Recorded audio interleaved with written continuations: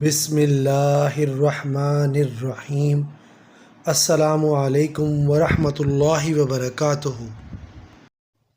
حضرت محمد صلی اللہ علیہ وآلہ وسلم نے فرمایا،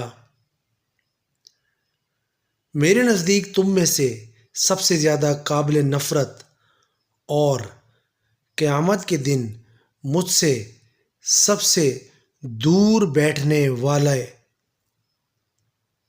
وہ لوگ ہیں جو بلا اختیار بولنے والے، باطونی اور زبان دراز اور تکبر کرنے والے ہیں۔ حضرت محمد صلی اللہ علیہ وآلہ وسلم نے فرمایا، جس شخص نے دنیا میں شہرت کا لباس پہنا، ایسا لباس پہنا جسے پہن کر یہ شخص لوگوں کو اپنی طرف متوجہ کرتا ہے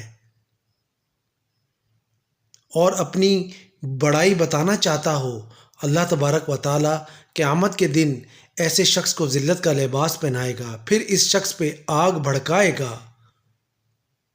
حضرت محمد صلی اللہ علیہ وآلہ وسلم نے فرمایا، جسے نرمی دے دی گئی اور جسے دنیا اور آخرت کی بھلائی دے دی گئی، صلح رحمی، اچھا اخلاق اور اچھا پڑوسی بننا گھروں کو آباد کرتا ہے۔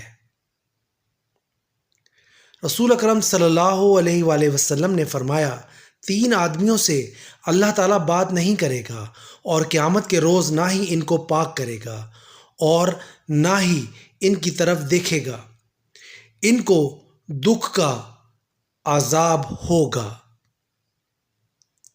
ایک بوڑھا شخص جو زنا کرنے والا ہو، دوسرا وہ بادشاہ جو جھوٹ بولتا ہو، تیسرا وہ شخص جو مغرور ہو۔ تو یہ تھی آج کی میری چھوٹی سی ویڈیو، امید کرتا ہوں آپ کو پسند آئی ہوگی۔